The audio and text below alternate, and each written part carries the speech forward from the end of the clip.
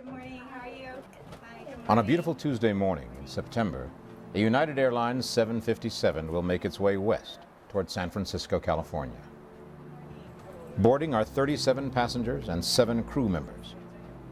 They will have a late start, waiting some 40 minutes on the tarmac in Newark, New Jersey, before their plane is allowed to leave the ground. On any other day, they'd make it to the West Coast within a few hours, but today will be different.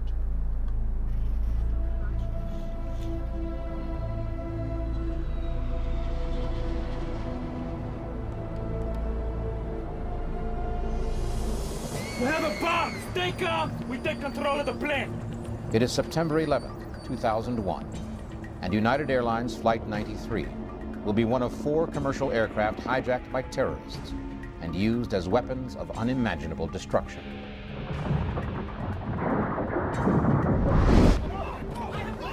The innocent passengers and crew on board, ordinary people from all walks of life, will be faced with a terrible choice, and they'll have very little time in which to make it. No, we've got a plan.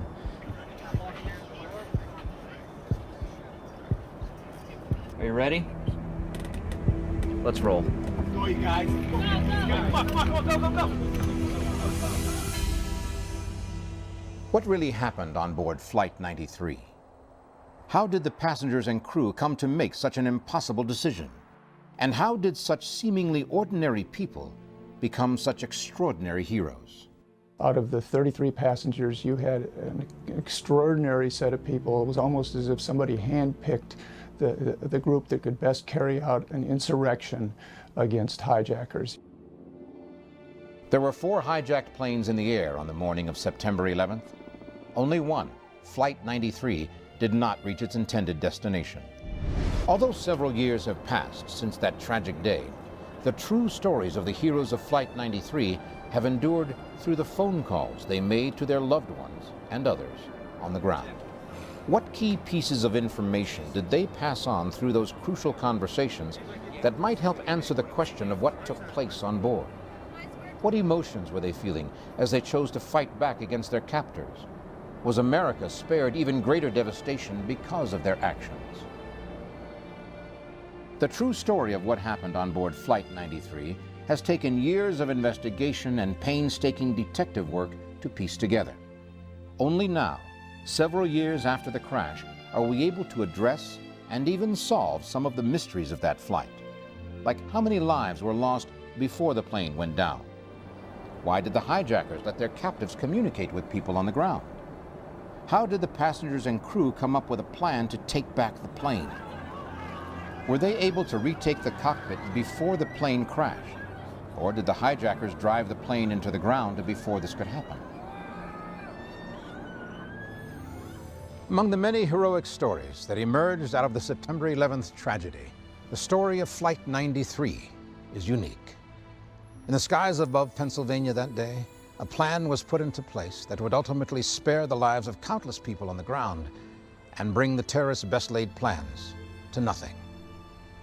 Forced into a life-and-death situation, the people on board Flight 93 became what all of us would hope to be: courageous, unflinching, and willing to fight back so that others might live.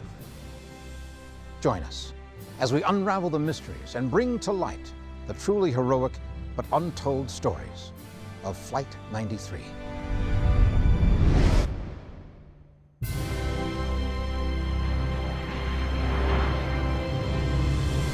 September 11th, 2001.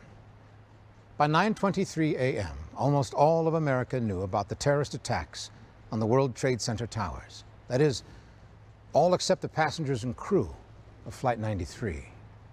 In fact, for the first 46 minutes, Captain Jason Dahl and First Officer Leroy Homer Jr. had enjoyed a routine flight. But at 9:24 a.m., all that would change.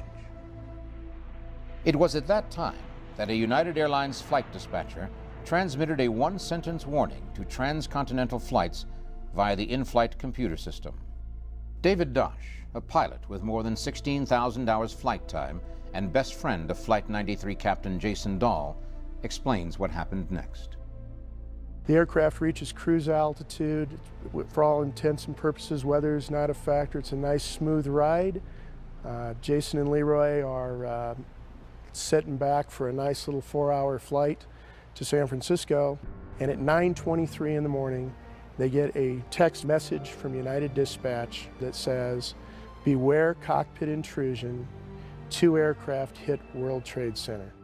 We know specifically that Jason got that message because 2 minutes later, Jason sends a message that says, "Please confirm last message, Jason."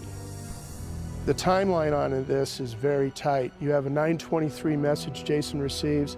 You've got a Jason respond message at 9:26. The 9/11 Commission says takeover occurred at 28 after. So everything happens in 3 to 4 minutes. We have a bomb! Stay calm! We take control of the plane! One of the most unfortunate aspects as far as gathering information about Flight 93 is that the cockpit voice recorder is on a continuous 30-minute loop. That means that once you get past 30 minutes, you start taping over yourself again and you lose the previous information. At the time of takeover, it's beyond that 30-minute loop by the time we have impact in Shanksville. So we lose that information. However, we do have other sources of information. We have Cleveland Air Traffic Control Center, which recorded transmissions from Flight 93 and also has some telemetry as far as altitude changes and heading changes. The cockpit of United Flight 93 was taken over by the hijackers. That much we know for sure. How did the hijackers gain access to the cockpit? And was anyone injured or killed in the initial struggle? I believe that Leroy Homer had left the cockpit to check out what was going on in the back. I think that maybe there was a commotion. He got up and went back to see what was going on, I think. Anybody coming in on Jason at this time has got a pretty good shot at him. Jason would be virtually defenseless. Did he get his throat slit at this particular moment?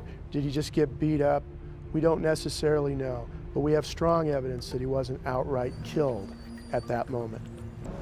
What we've gleaned from Air Traffic Control Cleveland Center is that somebody, and it's most definitely Jason, has keyed the mic while he's being attacked. We get a mayday out, one mayday, and we also get 3 other messages. Hey, get out of here. Hey, get out of here. And then a few seconds later, we get a very subdued, perhaps a man in pain, saying, get out of here. Jason, after the takeover, the siege, when they were harming him, I don't know what happened to him exactly. I believe he stayed in the seat because, of course, he was on the radio. That was his voice saying, "Mayday, Mayday," talking to Cleveland Air Traffic Control Center. And he was calling for help and squawking the emergency frequency. There was no evidence that he ever left the cockpit. I believe he was mortally wounded or very wounded in the very beginning. I don't believe he was dead yet, though. I have reason to believe that he was alive for a while. Many of us who have listened to the cockpit voice recorder, including myself, surmise that a flight attendant who had been held captive and taken hostage was fighting for her life. Debbie Welsh, who was a flight attendant in the forward cabin of Flight 93, was in excess of 6 feet tall, and from what I understand from her husband, who I met at the White House shortly after 9/11/01, could definitely be assertive. So I surmise that once the hijacking began on board Flight 93, she would have tried to stand in the way of the hijackers, or at least warn the captain of that danger. This information came from the cockpit voice recording, and it was backed up by a call made to United's maintenance center by an unidentified flight attendant on board. Debbie Welsh may not have been the only early casualty on board Flight 93. Moments after the takeover began, investigators believe that a passenger in the front of the plane, Mickey Rothenberg, may have been injured or killed while trying to interfere with the hijacking. The theory is based on the first of 4 phone calls made by passenger Tom Burnett to his wife Dina in California. The first phone call came when I was in the kitchen preparing breakfast for our 3 children. Tom told me that the flight was being hijacked, that they were trying to get into the cockpit. He told me that they had already knifed a guy. He did indicate that it was a passenger they had knifed. He asked me to call the authorities and gave me the flight information, and then he hung up. After the first phone call, I began thumbing through the phone book trying to figure out who to call in the event of a hijacking. I was stunned and terrified. The importance of that first phone call from Tom Burnett is he's saying his plane has been hijacked. They're saying there's a bomb on board, and a passenger sitting right near him was knifed and appears to be dead. The investigation into Flight 93 revealed that all the passengers in the front of the plane made phone calls that day except one, Mickey Rothenberg, who was seated in seat 5B, directly in front of one of the terrorists. I think my mother and I are both pretty sure that my father would have stood up and said something. He was not the type of person to just sit by quietly and let things happen around him. He would want to be involved. My mother's theory is that my father stood up to say, let's negotiate. What exactly are you after? Let's find a way to get it to you so that we can get everyone safely on the ground. I think that there's a good chance that that might have happened. I also think that he may have stood up and said, listen, I was right behind that guy in security and I don't think he got a bomb on the plane. Not to be antagonistic, but just to say to the people around him, just because they say they have a bomb does not mean that they got a bomb on the plane. Without a doubt, in both of our minds, just knowing who he was as a person, he would not have just sat in his seat and said nothing. So the idea that he was picked at random to attack is just unlikely, highly, highly unlikely. It's not who he was. He would have been saying something, he would have been doing something. The captain, please sit down. Keep remaining sitting. We have a bomb aboard. So stand. At 9:32, Ziad Jarrah, the head hijacker, is obviously sitting in one of the pilot seats, and he goes to the communication panel and he thinks he's hit the PA button because he has an important announcement that he wants to make to the passengers. He wants to announce that there's bombs on the airplane and that he is now the captain of the airplane. But Jarrah hits transmit 1 and sends a message to Air Route Traffic Control, Cleveland Center, and any other airplane in the area that's on that frequency, and that's the message they receive, giving Cleveland Center a hint as to what has happened on Flight 93. Based on the Cleveland Air Traffic Control Center's recording, the fate of the pilots on board Flight 93 remains unclear. Yet after painstaking investigation, two theories have emerged. What unfolded up there in the skies was apparently 4 armed hijackers with knives and presenting themselves as possessing a bomb, barged into the cockpit and killed the pilots immediately by slitting their throats. The theory being that they would have had no reason to keep them alive, since the terrorist indeed knew it was a suicide mission.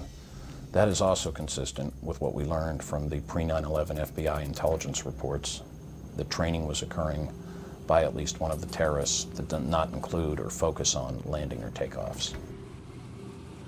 But there are significant problems with this scenario, and although it's impossible to know exactly what happened, those familiar with the 757 aircraft and the tape evidence believe there is a better explanation. If you have both pilots in their seats and 2 terrorists come into the cockpit, you're crammed in there like sardines. I don't believe that Jason was taken out of his seat because there'd really be no reason to do that. The other pilot needed to get in a seat as quickly as possible. They didn't have time or manpower to take somebody up out of a seat, especially when you hear that he was wounded in the beginning. It wouldn't have been easy to get him up and out of the seat. There's another reason that I believe that Jason died in his seat, and that is because the coroner, Wallace Miller, talked to Melody Homer and myself, and we asked if he had any reason to believe that Jason or Leroy was killed before the crash. And he said from all the evidence he could gather that they were alive at the time of the crash. Their blood coagulation seemed to be the same, and so there was no reason to think that either of them were dead.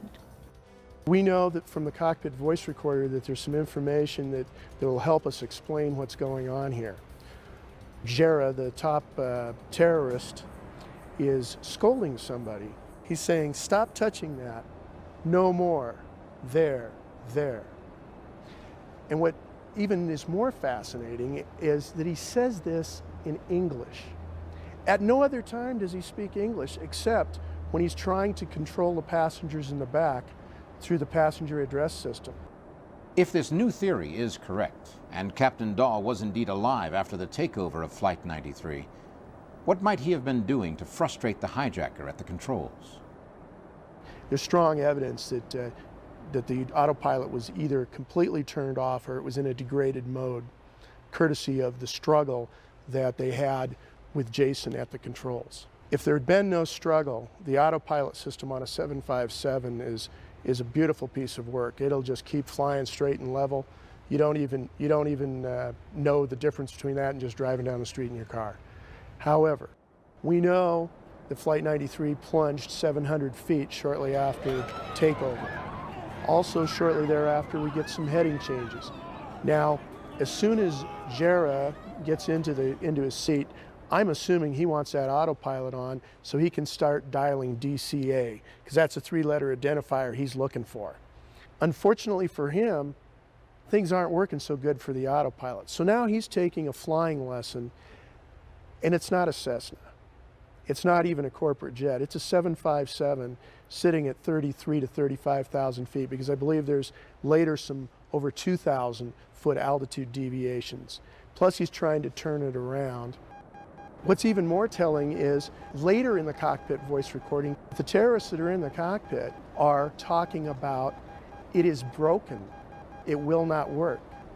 This leads them to another conclusion that they may want to abort their mission. We also know that the autopilot disconnect alarm was going off. This is indicative of the autopilot being turned off other than by normal means. Jason was a standards captain at United, and he caused thunderstorms and all kinds of malfunctions on the airplane as a test in the simulator for other pilots. He knew all the ways to break an airplane. He knew all the ways to fix an airplane. He knew that airplane inside and out. Jason would have known how to turn the autopilot off and keep it off, and he would have maybe done that to make sure that someone needed to be hand flying the airplane, him or Leroy, or that if he had a chance to get control of things, he would have control immediately.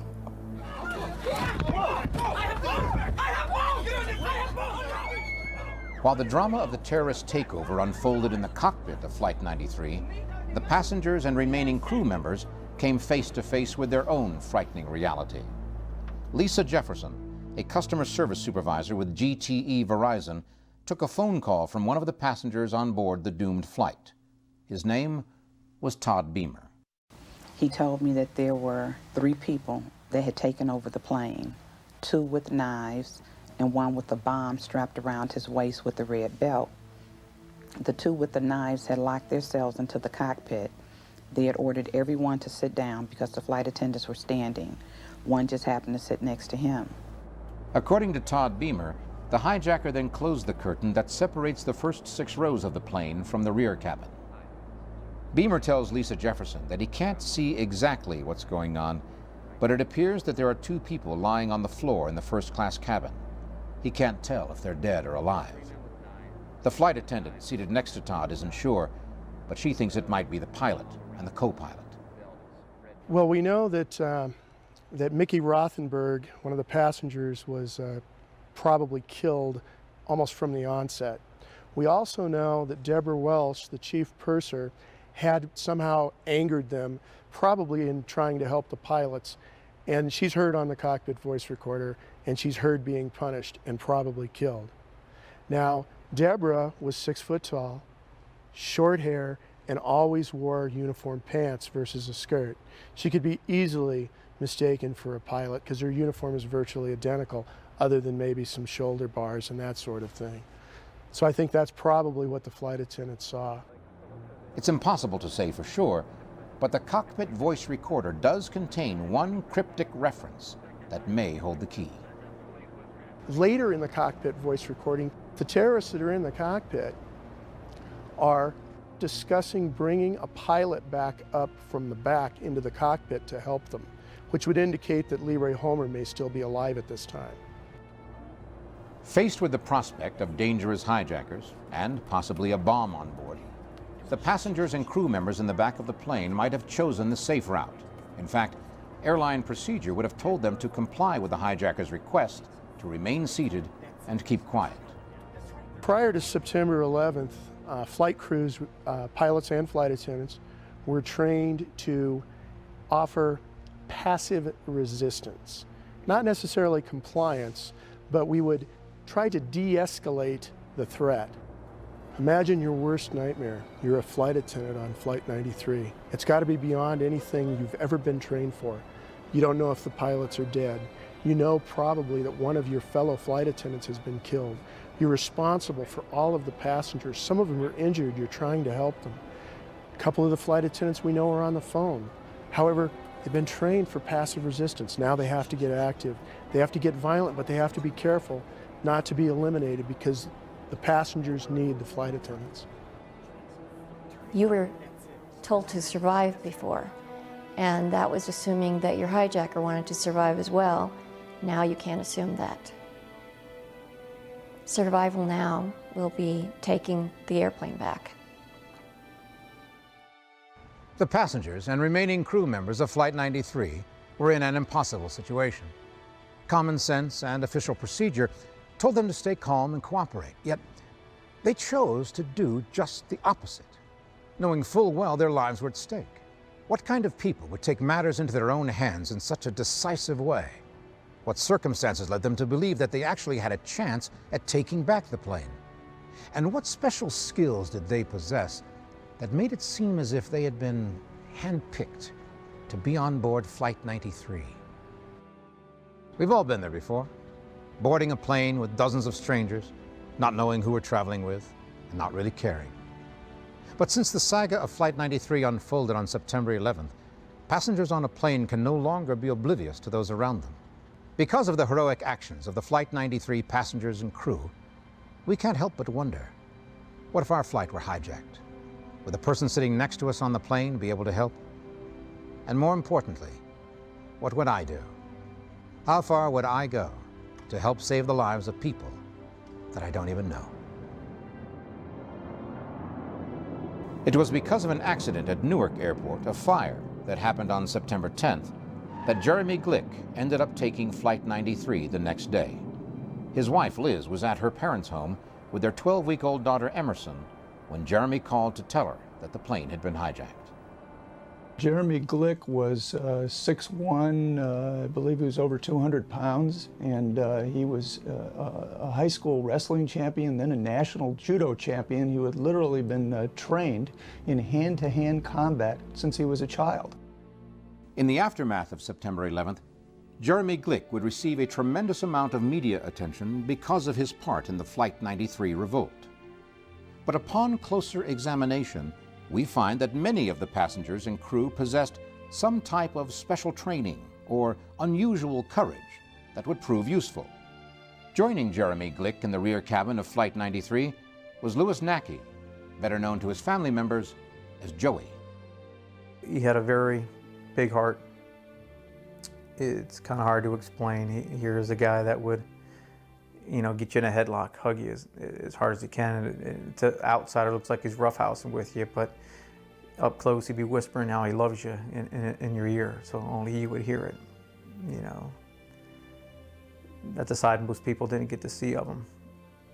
Family was his #1 priority, and then everything else followed suit after that. He was a great athlete, a phenomenal baseball player. Early on, at 13, 14 years old, he started weightlifting. followed through to his entire life. It's just that I'm very fortunate to have an older brother like him. You know, I always wanted to, you know, growing up, always wanted to be like him. With a weightlifter's physique and Superman logo tattooed on his arm, investigators believe that Naki may have also played a pivotal role in the revolt. Also riding in the rear cabin was Richard Guadagno.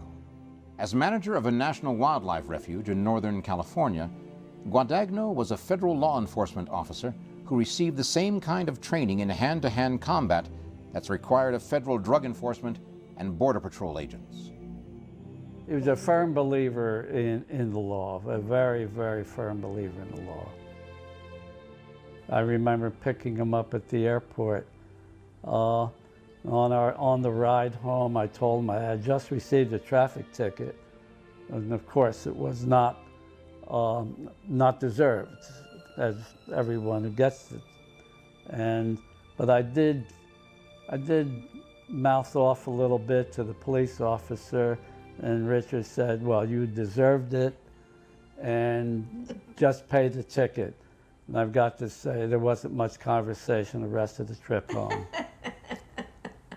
That was our Richard. Out of the 33 passengers, you had an extraordinary set of people. It was almost as if somebody handpicked the group that could best carry out an insurrection. Bill Cashman and Joe Driscoll were traveling together for a hiking trip to Yosemite National Park. Cashman was a former paratrooper with 101st Airborne and an ex-iron worker who had helped in the construction of the World Trade Center. Joe Driscoll, his friend, served in the Navy during the Korean War and took pride in his athleticism, competing as a race walker and undertaking strenuous hikes even at the age of 70. There was even a certified emergency medical technician on the flight, Lauren Grancolis. She was always one to keep her cool. She had a note pinned to her refrigerator door that captured her philosophy toward life. It said, "Get busy living or get busy dying." It certainly was a unique collection of human beings for this particular horrific experience.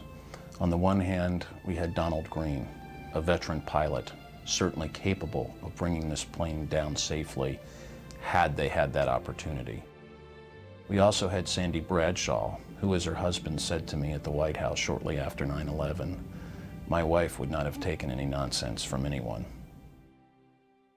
One of the oldest people on the plane, Hilda Marson, was not one to shy away from conflict either. While living in New York City, she chased a would-be burglar out of her home with a billy club.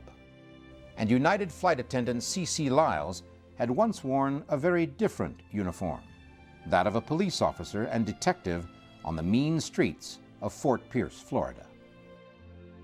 Cece was a detective.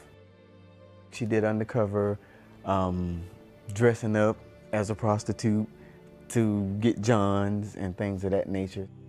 Well, she was fair, but if you was one of those guys that was, as we call them, repeat offenders and multiple offenders, and you see them on a constant basis, then she was very firm, and you know that she was firm. She was a hard charger. As C.C. Lyles and the other flight attendants on board Flight 93 prepared to close the doors for takeoff, passenger Mark Bingham would inevitably have drawn their attention. He was the last person to board because he was so late getting to the airport. I'm afraid he's inherited his mom's trait for being tardy. He rushed through security, and I'm sure it went very fast for him. I think they even opened the door for him again. Mark was a pretty wonderful kid. He grew from being a gangly and self-conscious little boy to a sturdy and very self-confident young man. I credit a lot of that to his being accepted on the Los Gatos High School rugby team, and I could see him just blossom into a real competitor. Something terrific happened to him when he was in high school playing rugby on a tour down there in Fiji and New Zealand, and for some reason he got banned from the entire nation of New Zealand, and it had something to do with a fracas in the airport. I suppose I shouldn't want to know. Anyway, he was a good kid. He was really soft-tempered, sweet, but he was no one to back away from a fight. Tom was on Flight 93 because he'd had a business meeting in New York City. He completed that business meeting Monday and flew out on Flight 93 Tuesday morning, coming home. He was 205 pounds, just short of 6'3", and very athletic. He was the high school football star, went on to play football in college. But on September 11th, Tom Burnett's intellect, rather than his athletic ability, may have been the thing that helped him the most. He had a genius-level IQ, and in his career as a business executive, he became expert at forming strategies and quickly putting them into effect. Tom worked for Thoratec Corporation out of Pleasanton, California. They provided ventricular assist devices to people who needed heart transplants. Tom went to work every day knowing that his job made a difference between life and death for someone out there. Tom was an avid reader, and one of his favorite subjects was American history. He particularly liked studying the different generals, the different strategies that they took. He had recently been reading about the Civil War and was fascinated with General Nathan Bedford Forrest, and often spoke of the story in which General Forrest had been surrounded and outmanned nearly 6-1. Most of General Forrest's men believed that he would surrender, but instead of doing that, he attacked the enemy and was able to swing around and defeat them. It's been said that adversity introduces us to our true selves. In the case of Flight 93, the innocent passengers and crew came face to face with a terrifying enemy and found within themselves a level of courage and bravery that they may never have anticipated. Tom called for a second time. He then told me that the hijackers were in the cockpit. I told him that 2 planes had hit the World Trade Center, that there were other hijackings taking place up and down the East Coast. He was very concerned, began asking questions. Who was involved, how many planes, how many people, what did they want, where were they going, what was going on? And I just answered his questions as best I could from the television. And I know that he was able to figure it out much sooner than I was. He made the statement, "Oh my God, this is a suicide mission." He told me he would call back.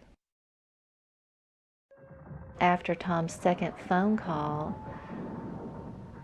I saw where a 3rd plane had hit. This one had been flown into the Pentagon, and I was so afraid that it was Tom's plane. I remember falling into a chair and just sobbing and sobbing, and at one point even wailing and not able to stop myself. And I just sat there staring at the television and trying to make myself stop crying. Although Dina Burnett could not have known it, Flight 93 was still in the air when another hijacked jet, American Airlines Flight 77, crashed into the Pentagon at 9:37 a.m. At that same moment, Mark Bingham was on the phone with his mother, Alice Hoagland. When the call came in from Mark, it was, "Mom, this is Mark Bingham. I just want to tell you I love you. I'm on a flight from Newark to San Francisco, and there are 3 guys on board who've taken over the plane, and they say they have a bomb. You believe me, don't you, Mom?" And I said, "Yes, Mark, I believe you. Who are those guys?" And then there was this pause, as if he had set the phone down in the middle of a business meeting. It was very calm there, and then we were cut off. Less than 10 minutes after the hijacking began, All the passengers on Flight 93 had been herded to the back of the plane, where it seemed they were free to make phone calls. Information began flowing in from people on the ground, and investigators now believe that by the time of Mark Bingham's call, a plan of revolt may have already been forming. Just then the phone rang. It was Tom's third phone call. And I screamed into the phone. I said, "Tom, you're okay." I thought he had survived the plane crash. And he said, "No, I'm not." So I told him then that another plane had hit the Pentagon. He mentioned at one point, he said, "You know, if they're going to crash this plane, we're going to have to do something." My brother, my sister-in-law, and I stood around in the kitchen of their home casting about for an idea about what to do, and Vaughn said, "Call him back, call him on his cell phone, tell him that he needs to do whatever he can to take back control of the airplane," because by this time we knew what had happened to Flights 11 and 175. He didn't get the message because he was already doing what we were suggesting that he do. In the days after the crash of Flight 93, investigators learned of even more phone calls that came from the courageous passengers on board the hijacked jet. What crucial details did these phone calls reveal, not only about the hijackers, but also about the passengers and crew members' plan of revolt? And what were the last goodbyes like for family members who received those calls? What does it mean to be a hero? On September 11th, the word hero was recast, perhaps back into its original mold, and suddenly the uncommon valor, self-sacrifice, and amazing bravery of people most Americans had never heard of became the ruler by which all others would be measured. Examples of heroism were in abundance on that terrible Tuesday, as brave rescue workers and civilians risked their lives to save others at the World Trade Center, the Pentagon, and in the skies above Pennsylvania. When Jeremy Glick called his wife, the first thing that he said was there was a hijacking, and the hijackers said they had a bomb on board. He said that there were 3 Iranian-looking men who had taken over the plane and put on red headbands. When he said the word bomb, his wife panicked for a moment, and he had to calm her down. They spent several moments reassuring each other, "I love you, I love you, I love you." He said the most important thing to him was that she be happy, live a happy life, and that their daughter Emerson, which was named after his favorite poet, be happy too. Then Jeremy asked his wife, "Is it true? Did 2 other planes hit the World Trade Center?" She said it was. The final confrontation on board Flight 93 is about to begin.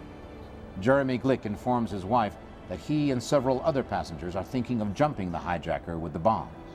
The passengers and crew of Flight 93 were decidedly on their own, more so than perhaps anyone realized. In spite of the government's best efforts to mount an air defense against the ongoing terrorist attacks, things did not go as planned.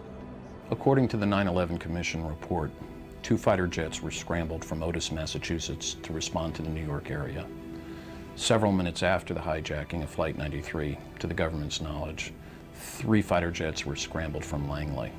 When the planes were seized that morning, it took a long time for NORAD to get active. The Federal Aviation Administration officials did not contact NORAD immediately, and finally 2 sets of fighter planes were scrambled from bases in Massachusetts and Virginia. NORAD fighter jets had a hard time even finding their targets, and they were late anyway.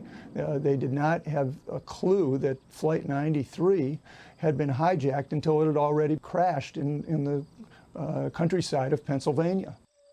While there were no fighter jets in the Washington area when Flight 77 crashed into the Pentagon, they were subsequently ordered to fly to the capital at top speed. Were they then in a position to intercept Flight 93? By the time Vice President Cheney gave the authorization to NORAD to shoot down Flight 93, it was 10:20 in the morning. That was 17 minutes after the plane crashed in Pennsylvania. The importance of this? Flight 93 was only about 15 minutes from its intended target, probably the U.S. Capitol, and the NORAD fighter jets would have been too late.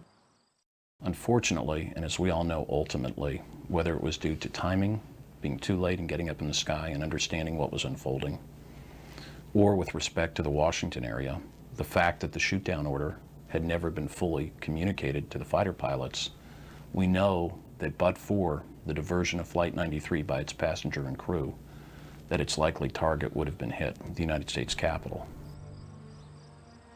The government, through the 9/11 Commission report, believes strongly that either the White House or the United States Capitol was indeed the target for Flight 93. However, having attended the guilty plea in federal district court of Zacarias Moussaoui, the only conspirator tried in the United States, when he acknowledged he was part of a conspiracy, he acknowledged that he was targeting the White House in another plane that was never hijacked. Therefore, based on his admissions in federal court, based on the fact that the Pentagon flight crash, American Flight 77, was observed flying up the Capitol Mall, I personally believe that the United States Capitol was the intended target. I believe that American 77 that ultimately crashed into the Pentagon was flying up the mall to gloat, to see what they assumed would have already been a burning United States Capitol. But for the diversion and the delays with Flight 93, it never happened. And I think the eerie message that would have been sent to the world on 9/11, had the United States Capitol been in flames, the ultimate icon of the United States and indeed democracy for the free world, 9/11 would have been a far more darker day, something I think most people haven't thought about. If the terrorist plans had proceeded without interruption, what further catastrophe might we have had to endure? For the heroes of Flight 93, there was no way to know what effect their efforts would have, yet they refused to go quietly. What was it like for the people on board as they took their fate into their own hands? Since that day, the images of tragedy and courage that occurred on September 11th have been burned into our memories forever. The heroes of that day came from all walks of life, from firemen, police, and emergency workers to executives, janitors, and military personnel. Their acts of bravery and sacrifice have become the stuff of legend, whether they occurred in Washington, New York, or the skies above Pennsylvania. In fighting back against their captors, there's no doubt that the people on board Flight 93 risked their lives to save themselves and others on the ground.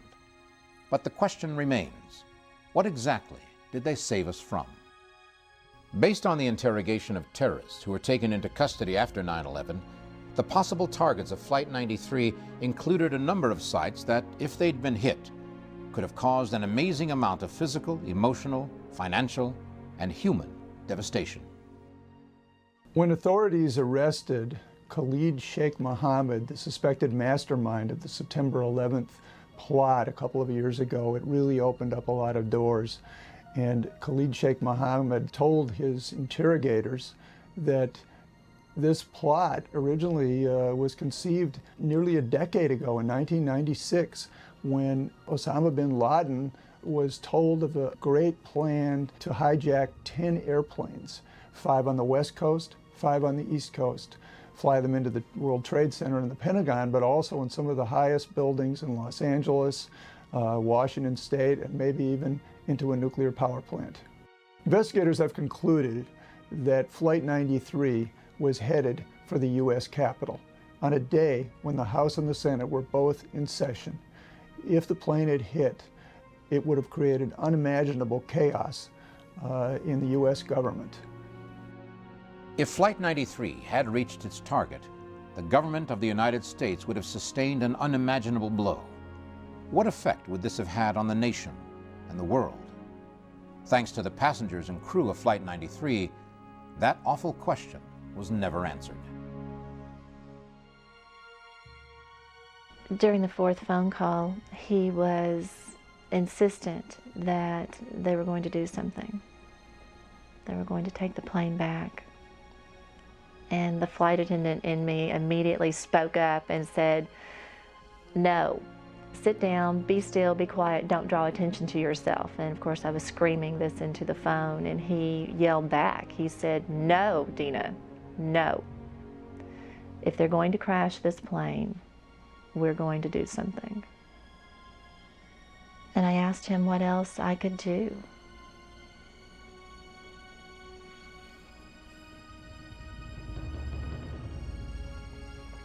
He said, "Pray, Dina. Just pray." I said, "I am."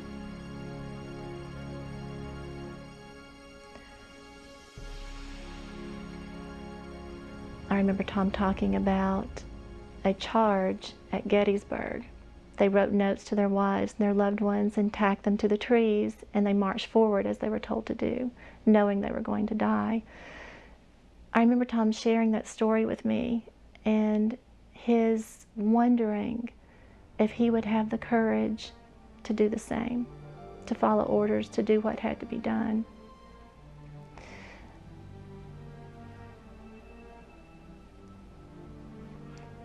I've thought so many times that I hope before he died, he realized that he had that same courage. Uncommon valor seemed to be a common trait among the passengers and crew of Flight 93.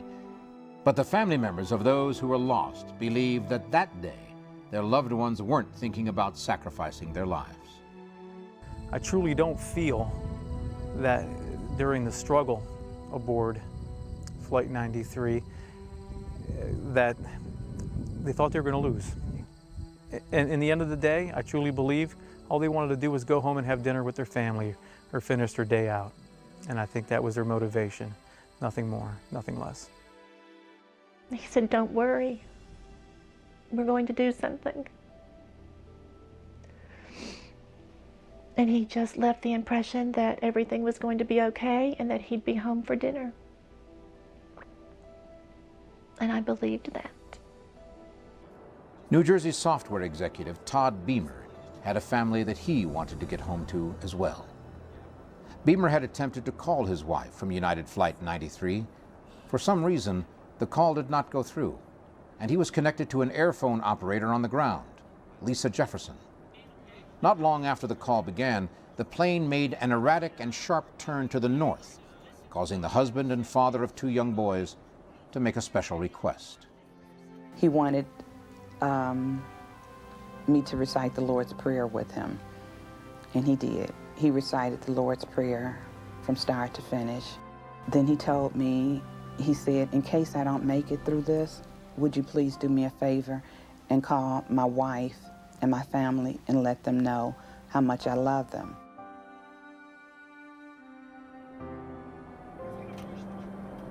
By this time, passengers in the back of the plane had obtained enough information from people on the ground that there was little doubt of what the hijackers' intentions were. We're gonna do something. We're talking about jumping the guy with the bomb. No, we're gonna have to go. I'm gonna have to go out on faith. After that, he had a sign in his voice. He took a deep breath. He was still holding the phone, but he was not talking to me. He was talking to someone else. And I can tell that he had turned away from the phone to talk to someone else. And he said, "You ready? Okay, let's roll." Go, you guys. Go, go, come on, go. It's a scenario it's almost too frightening to imagine. Terrorists hijack a plane full of innocent passengers and crew. Their singular goal? To kill as many people on the ground as possible in a way that will wound America as it has never been wounded before. On the morning of September 11th at 9:57 a.m., the passengers and crew on board Flight 93 had come to this very conclusion. Less than 30 minutes after their plane was hijacked, the people on board had made the most difficult decision of their lives. They would fight back. What happened next was extraordinary. America's first strike against a new and terrifying enemy began with a group of unarmed civilians in the skies over Pennsylvania. What actually transpired during the final moments of Flight 93? Did the hijackers make the decision to end the flight themselves? Or did the passengers and crew penetrate the cockpit door and retake control of the plane? Since September 11th, the family members of those on board have pondered these questions time and time again. Some 7 months after the crash, they were finally able to hear the chilling last moments for themselves. On April 18, 2002, the survivors' families were invited to a hotel in Princeton, New Jersey, to hear the cockpit voice recording. Once inside, they were given headphones to listen to the tape. A transcription was projected onto a video screen at the front of the room. We're not permitted to share with you specifically in detail what occurred in the cockpit on 9/11. However, I can share with you that it was bittersweet in hearing it, and that you heard right up front the sheer agony and misery experienced by some, but you also heard the ongoing triumph and the ultimate success and win of bringing that plane out of the sky. You heard Jara talking to his buddies up there, what will we do if they come? And then it happened. And you could hear a crescendo as the noise got louder and louder, and it sounded a lot like a football game, just roar, just an ascending roar. And then you could distinguish particular voices in English, and it was, "Get him!" I think that because of my experience as a flight attendant, as I listened to the cockpit voice recorder, I was able to visualize where different people were on the plane as we heard them speak or move around. You could hear different things going on in the background. You can hear one of the hijackers struggling for his own life, and I believe being killed. I remember after that particular hijacker stopped screaming, I could hear Tom's voice for the first time, and it sounded as if he was right there where that particular hijacker had been standing on the plane, as was at least two other men. You could hear their voices. You couldn't really understand what they were saying. And then you can hear many people, both men and women, trying to make their way into the cockpit with the meal cart. We could also hear them chanting. They were in unison saying, in the cockpit or we'll die. Occasionally you could hear one voice above the others, a male voice, that would say something, and then you'd hear other people repeat it. It sounded as if they were trying to save themselves, trying to save the plane. And it was a real effort, and it was a sustained and continued effort. It went on for several minutes. And in the meantime, these two hapless fools in the front were trying to decide what they would do, and it was just this frantic talk. According to eyewitnesses who saw Flight 93 as it neared the ground, the plane began to rock violently side to side. Was this a last-ditch effort by the hijackers to subdue the passengers by knocking them off their feet? Or could it be that the passengers and crew penetrated the cockpit and were struggling for control of the aircraft? Of all the questions, this is the most difficult to answer. The last words on the cockpit voice recorder were, "Turn up." And I remember thinking how strange it was that someone would not yell, "Pull up." And I spoke to Kimmy Bevan. She said, "That was my husband, Alan." Said he was from New Zealand. Said you would expect an American to say pull up, but he wasn't an American. He said turn up. And I remember the tears in her eyes, and I've thought so many times, you know, he would never have said that if a hijacker were in the seat. He wouldn't say that to a hijacker. So there must have been one of the passengers or crew members in the seat with their hands on the wheel. They just didn't have enough time. Did the passengers and crew overtake the hijackers in the cockpit? In the years that have passed since the tragic loss of Flight 93, forensic evidence, never before revealed to the public, seems to make the case even more compelling. This is the citation that Richard was given, honoring him for valor. It says, in recognition of his heroic actions in the hijacking incident. On October 20th, 2001, Mr. Guadagno's law enforcement credentials were recovered from the crash site near the remains of the cockpit. Several personnel and the Somerset County coroner conducted an investigation of the crash site on November 5, 2001. Based on the forensic and circumstantial evidence uncovered, it was determined that Mr. Guadagno was at the front of the plane when it crashed. There is no doubt that Mr. Guadagno was an active participant in the efforts to commandeer the plane from the hijackers.